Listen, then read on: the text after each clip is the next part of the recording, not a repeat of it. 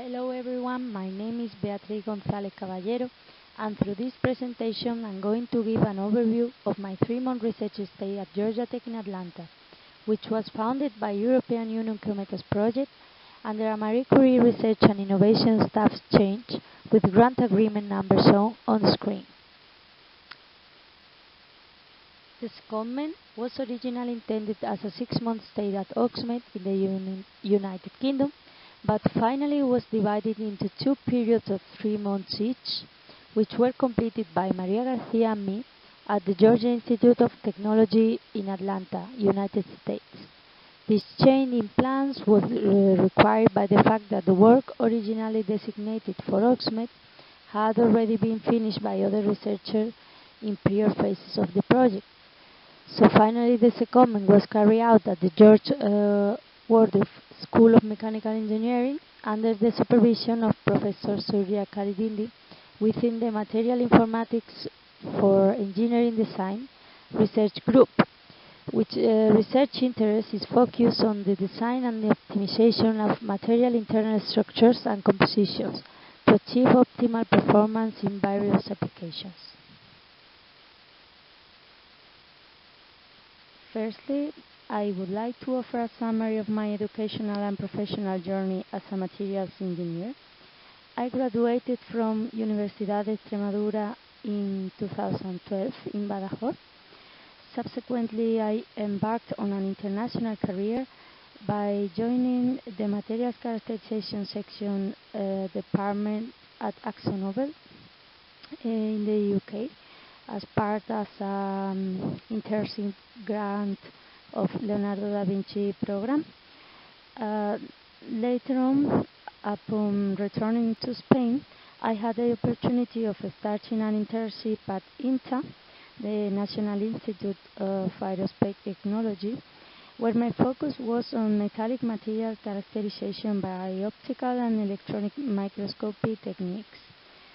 Following this experience, I spent 1 year contributing to research projects at the Universidad Rey Juan Carlos at the Integrated Laboratory of Materials Characterization, with a particular emphasis on coatings and corrosion.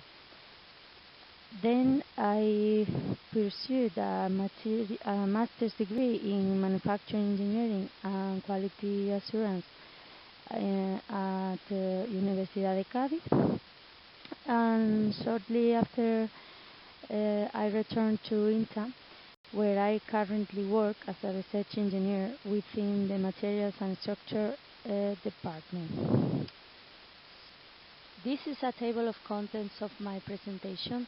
I will begin with an introduction of CoMetaS project and the general goal of the project, and then the specific objectives of this research stay, followed by the experimental procedure and the characterization work carried out at Georgia Tech, and finally the conclusions and future work. To begin with, here there's a definition of metamaterials or cellular materials. These are assemblies of multiple elements known as unit cells.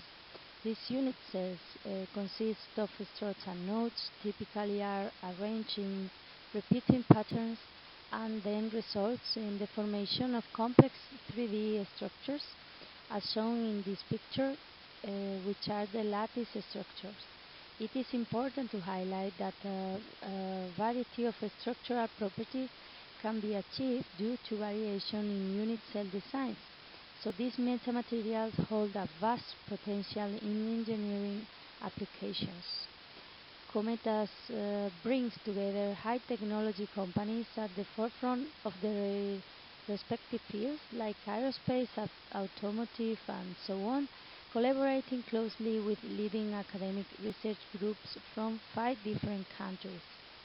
The overall research goal of CoMetaS is to develop an integrated and reliable, efficient multi-scale methodology for concurrent metamaterial structural design employing functionally graded mechanical metamaterials. To accomplish this objective, it is essential to establish an a multidisciplinary network of engineers and researchers and facilitate knowledge transfer via secondment. I did my secondment stay, and the main objectives were two. First, to perform microstructural analysis of the titanium 64 3D printed metamaterials, carry on a microstructure characterization of the heat-treated samples by optical microscope, scanning electron microscope, and electron backscatter diffraction. And the second one is to investigate the effects of additive manufacturing, metamaterials printing size, and printing orientation on the microstructure, focusing on the crystallography, grain growth, and grain orientations. As part of the working package 1, these objectives are linked with task 1.2 of the project proposal. And the ultimate goal of this research is to establish the process, microstructure, and property relationships. The methodology employed encompasses the following stages. The first and the second has been done prior to travel to Georgia Tech. First, it was the design and manufacturing of a metamaterial unit cell, structures, and isolated nodes and struts by additive manufacturing process and laser-powered bed motion at Polytechnic University of Madrid. The second was the heat treatment of the samples by ISA standard at INTA. This ISA standard strongly recommends to apply a heat treatment to transform martensite into an alpha-beta microstructure, which consists of an 800 degrees Celsius during 4 hours in argon, and then cooling to at least 200 degrees inside the furnace, also in argon. The third step was the metallographic sample preparation of unit cells and nodes and struts for the microstructural analysis at Georgia Tech. And the last one was the microstructural characterization by scanning electron microscopy and electron backscatter diffraction for phase analysis of the unit cell structures at Georgia Tech. These are the samples we brought with us to Georgia Tech. In the upright picture, you can see the metamaterial unit cells at the bottom and the lattice structure at the top of the image, which were employed for defect analysis. Then, in order to study the print orientation and print size effects on microstructure, the building direction was identified in each unit cell. Here we have the 4 different designs of unit cells: phase, center cubic, octet, qubit, and fluorite. And as it is shown in these cut images, struts were cut in different printing orientations. Each cross-section of the strut was then mounted and metallographically prepared in order to observe the surface by optical microscopy and EBSD. Different protocols were followed in order to mount and prepare metallographic specimens. As INTA, UPM, at Georgia Tech, each one had their own. So many trials were done at the lab until it was implemented this procedure, which was based on a paper, and it was slightly modified by us with the help of Sagar Gupta. So this is an example of how the sample was mounted. The face was at the bottom of the cylinder, correspond to the strut, which is 90 degrees respect to the build direction, and it is indicated in the unit cell cut image, the cut. The microstructure and orientation of the alpha labs were determined using scanning electron microscopy and electron backscatter diffraction techniques. Laser power bed fusion sample is formed by prior beta grains that are populated with alpha labs. These are a second batch of samples. Due to the difficulty of the specimen preparation, mainly for the manually cutting of the unit cells, also due to the small size, and as an evidence of this collaborative and concurrent design project, UPN sent us a second batch of samples, manufactured in different conditions and also heat treated. The samples consist of isolated struts and two FCC samples structures for microstructural evaluation. The manufacturing process effect can be then analyzed by comparison between struts and nodes. The implemented protocol of sample preparation was employed to prepare the specimens, assuring that the surface was free of scratches or any other defects that could influence on the results, and they were analyzed by microscopic techniques. This is sample B of the second batch of samples. Is 0 degrees with respect of the building direction, and in this instance is the smaller strut size of 1.5 millimeters. Most of the EBSD maps that were taken, even if we took it with the previous parameters and with the same size, so like this, very blurred. And from the experimental work performed, it is believed that smaller areas lead to better resolution, so the area was reduced, and still the results were not satisfactory. Even in subsequent samples with different printing parameters or strut size,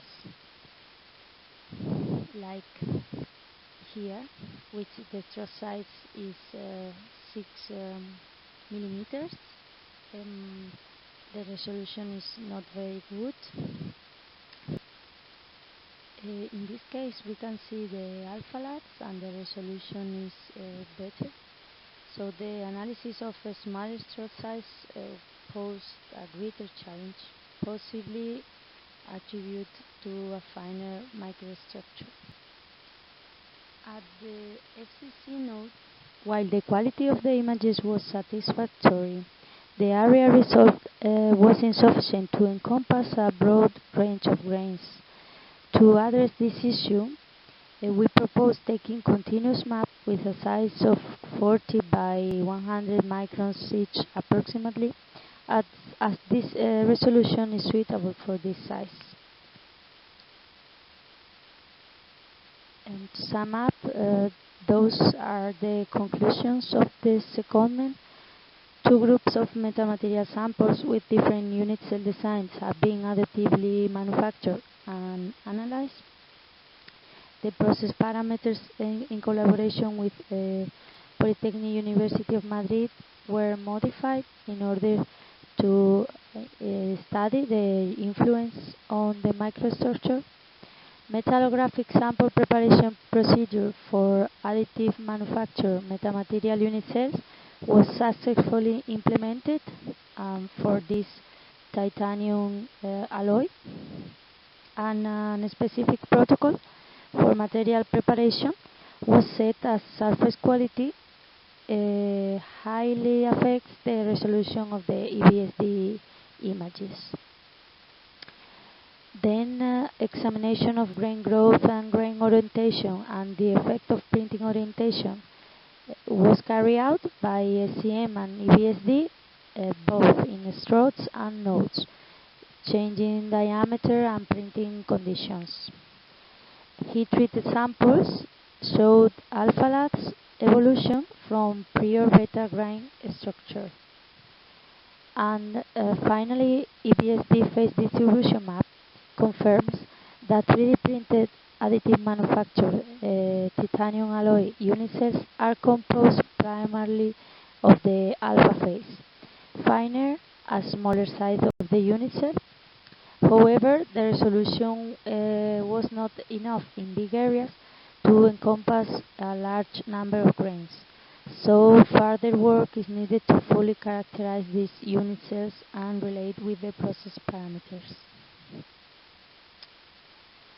The future works involve collaborative research and advanced techniques to study material properties, also compression test of the lattice structures and implementation of backscatter diffraction at INTA for further analysis of the unit cells, and finally the correlation of the unit cells with the microstructure properties and process parameters.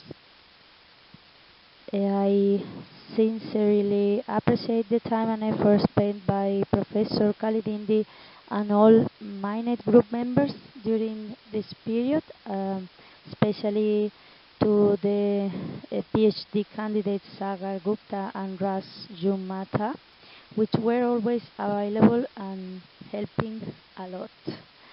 This experience of living in the United States and being part of the university culture offered me a blend of personal, academic, and professional benefits. So, for example, as part of Khalidindi's research group and the involvement with this research group, I gained new technical and professional skills such as metallographic sample preparation, microstructural characterization by ACM and ABSD techniques, also teamwork, technical and academic language improvement, better understanding of the additive manufacturing process, the relationship between design and manufacturing, etc. And I am looking forward to continue this collaboration between INTA, UPM and Georgia Tech. Thanks again to the European Union for this funding. And if you arrive to this park, thanks for your time and your attention.